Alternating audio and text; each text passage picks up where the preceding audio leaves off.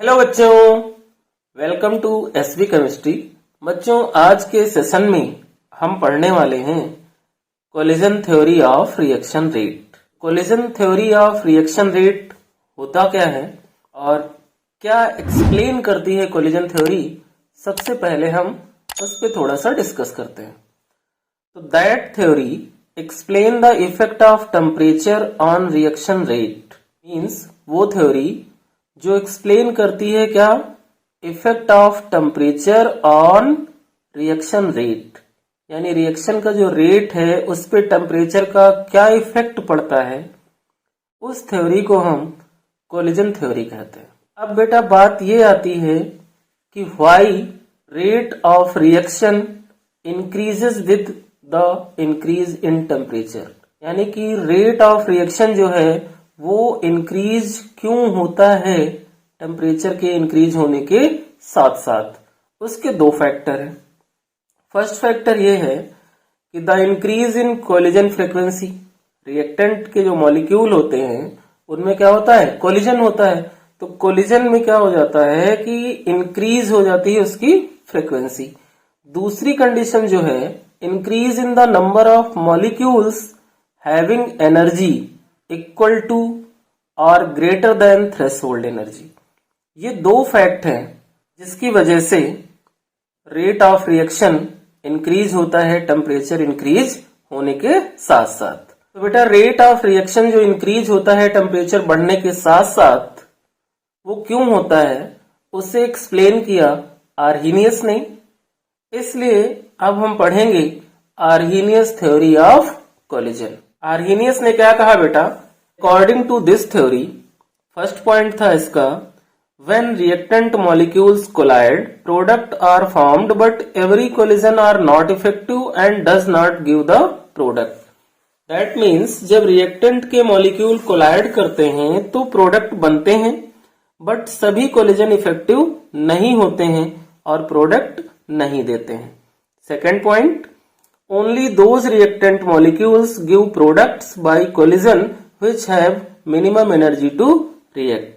इसका मतलब ये हुआ कि केवल वो रिएक्टेंट मॉलिक्यूल्स प्रोडक्ट देंगे जिनके कोलिजन से रिएक्ट होने में मिनिमम एनर्जी लगे। तो मिनिमम एनर्जी से रिलेटेड यहाँ दो पॉइंट हैं, एक तो थ्रेशोल्ड एनर्जी और दूसरी एक्टिवेशन एनर्जी।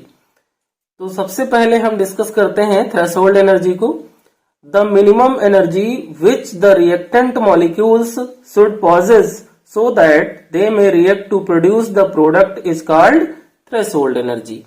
Means वो मिनिमम एनर्जी जिससे रिएक्टेंट मॉलिक्यूल्स रिएक्ट करें और प्रोडक्ट बनाएं, उस एनर्जी को हम थ्रेशोल्ड एनर्जी कहते हैं।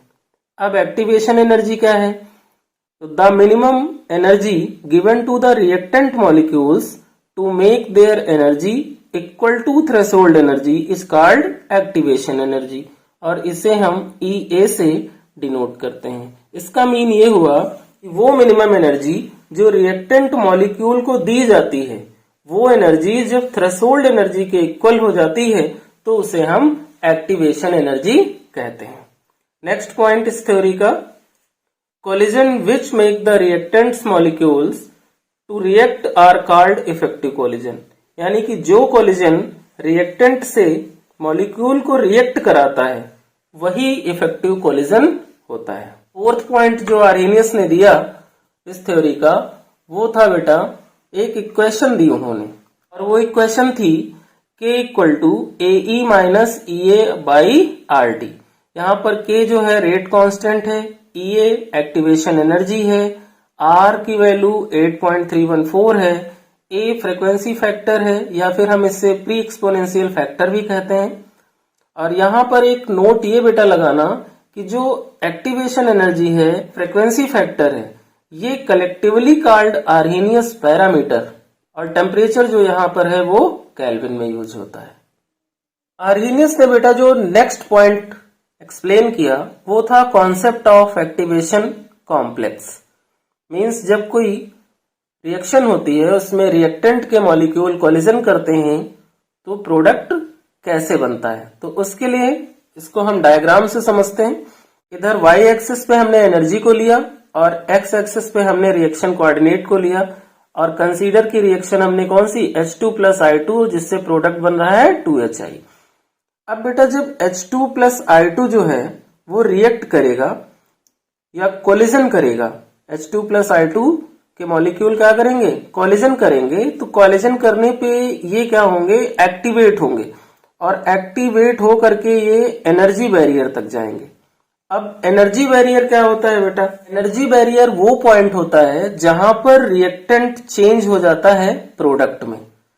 तो H2 और I2 में क्या हुआ, कोलिजन हुआ और ये एनर्जी बैरियर तक गए। तो जो एनर्जी बैरियर का पॉइंट है वहां तक की जो एनर्जी है उसे हमने कहा थ्रेशोल्ड। और H2I2 के कोलिजन से जब ये H2I2 रिएक्ट हुए और एक्टिवेट हुए तो उस एनर्जी को हमने कहा एक्टिवेशन एनर्जी EA। क्लियर हुआ बेटा। अब क्या होगा बेटा कि एनर्जी बैरियर तक ये एक्टिवेट हो गए और एक्टिवेट होने के बाद इन्होंने हमें प्रोडक्ट दे दिया। तो प्रोडक्ट और रिएक्टेंट के बीच का जो डिफरेंस आया वहां पर एनर्जी क्या हुई, इवॉल्व्ड हुई, जिसे हमने कहा डेल्टा H। तो इस तरह से एक्टिवेशन एनर्जी किसी भी इक्वेशन के रिएक्टेंट मॉलिक्यूल जब कोलिजन करके एक्टिवेट होते हैं तो रिएक्टेंट के मॉलिक्यूल का कोलिजन और उनके एक्टिवेशन का जो पॉइंट होता है वहां तक की जो एनर्जी होती है वो एक्टिवेशन एनर्जी होती है। यहां पर EA जो है वो डिपेंड नहीं करता टेम्परेचर पे। नेक्स्ट पॉइंट जो इन्होंने दिया आर्हेनियस ने वो था frequency factor does not depend on temperature और कैटलिस्ट। जो फ्रीक्वेंसी फैक्टर होता है वो कैटलिस्ट और टेम्परेचर पे डिपेंड नहीं करता है। अकॉर्डिंग टू आर्हेनियस इक्वेशन क्या थी बेटा, K equal to AE minus EA by RT। इस इक्वेशन के अकॉर्डिंग हम क्या करेंगे, taking log both side, taking log both side,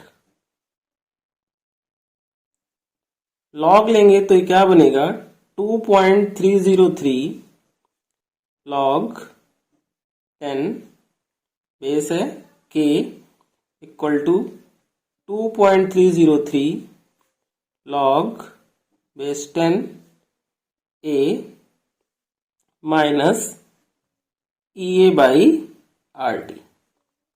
ये क्वेश्चन बनी।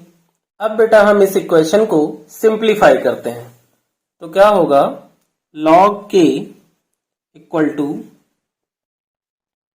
Minus EA upon 2.303 RT plus log A। ये हम क्या किया, सिंप्लीफाई कर लिया। अब ये इक्वेशन जो हमारी है ये सिमिलर है किसके, y equal to mx plus c के। तो इसका कंपैरिजन कर लिया हमने, y equal to mx plus c. So बेटा यहां पर log k वर्सेस 1/t के बिटवीन एक ग्राफ प्लॉट होगा और इसका ये स्लोप होगा, इसका ये स्लोप होगा और स्लोप की जो वैल्यू होगी वो होगी minus EA upon 2.303 R।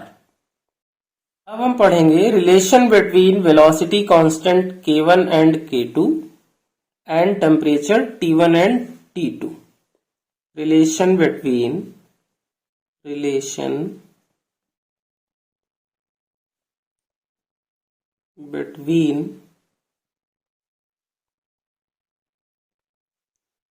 velocity constant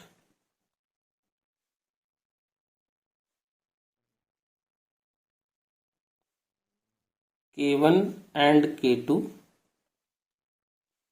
and temperature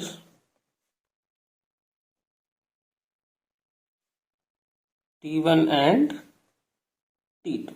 जो इक्वेशन यहाँ पे बेटा बनी है इसी इक्वेशन को हम यहाँ पर यूज करेंगे रिलेशन के लिए। तो log K1 इक्वल टू होगा -EA upon 2.303 RT1 plus log A।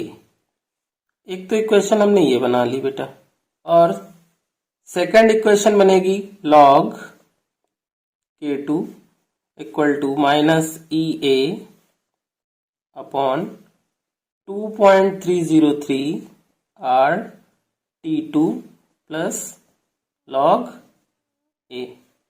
ये हमारी इक्वेशन नंबर सेकंड हो गई।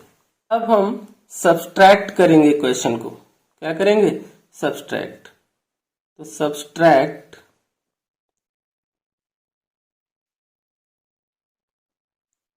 Equation second by first, log K2 by log K1 equal to -EA upon 2.303 RT1 plus log A plus EA upon 2.303 RT1, sorry ये T2 होगा, minus log A। ये हमने subtract कर लिया इक्वेशन सेकंड को first से। अब ये क्या बनेगा? log K2 by K1 EA upon 2.303 R into T2 minus T1 upon T1 into T2। ये फॉर्मूला बेटा हमारा बन जाएगा। इस फॉर्मूले की हेल्प से हम एक्टिवेशन एनर्जी को फाइंड कर सकते हैं। नेक्स्ट पॉइंट जो था आर्हेनियस थ्योरी का बेटा, वो ये था कि effect of catalyst on rate of reaction. Effect of catalyst on rate of reaction. Reaction हमारी जो होती हैं उस पर कैटलिस्ट का इफेक्ट क्या होगा। तो बेटा टू टाइप की इक्वेशन होती है जिसपे कैटलिस्ट का इफेक्ट हमें देखने को मिलता है। एक तो एक्सोथर्मिक होती है और एक एंडोथर्मिक होती है। तो फॉर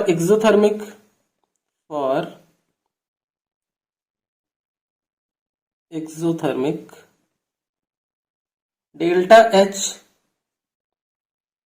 इक्वल टू होगा activation energy of forward minus activation energy of reverse.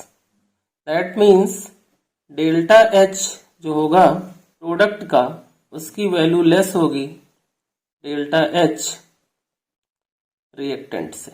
या फिर हम ये कह लें कि activation energy of forward reaction is less than activation energy of reverse reaction. For endothermic,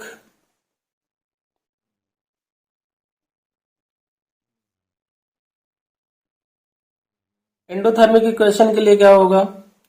delta H equal to activation energy of forward reaction minus activation energy of reverse reaction. तो delta H product जो होगा वो greater होगा delta H reactant के।